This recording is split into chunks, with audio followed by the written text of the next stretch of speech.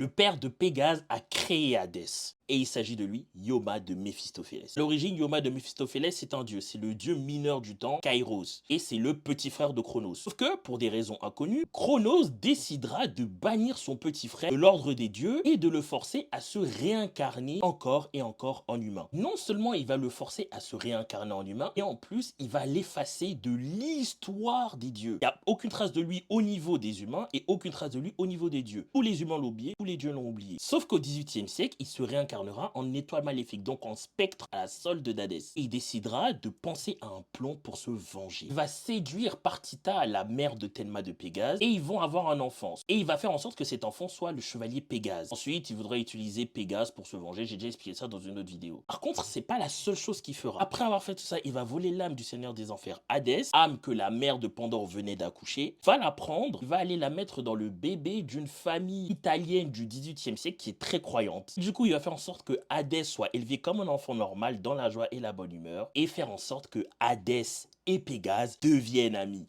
Et en créant un Hadès parfait pour cette époque-là, il va rendre son fils Pégase encore plus fort et ils auraient pu tous les deux aller vaincre les dieux de l'Olympe. Malheureusement, le fait que Shion devienne grand pop va contrecarrer ses plans. En plus, il sera vaincu une première fois par Aspros des Gémeaux, plus tard encore par Tenma qui est réincarné. Et voilà, il va se faire défoncer. Mais à la fin, on remarque qu'il aimait quand même réellement la mère de Tenma, Partita, tout simplement.